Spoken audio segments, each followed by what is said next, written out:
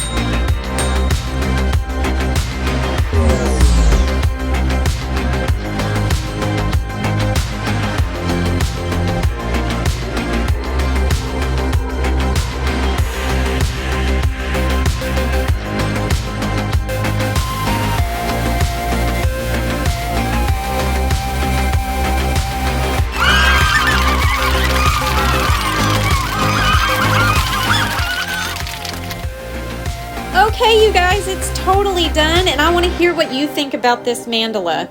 I'm going to tell you that I think this mirror makes an excellent centerpiece for this totally Diva rock. I mean, it's perfect for a Diva, right?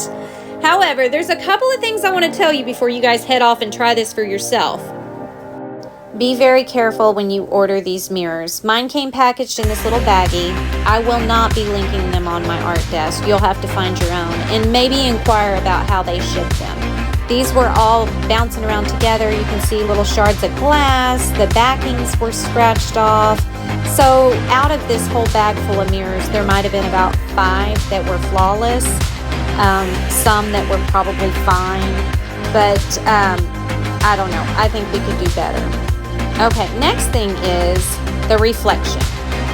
See my little sticker? See the little reflection? That's what it should look like. So let's see if the resin changes it. Well, it looks fine here. But when you start to move away from the mirror, the reflection does this fisheye effect, and then it's upside down. Anyway, it still makes a wonderful centerpiece. I'm totally thrilled with it, and you can bet I'll do it again.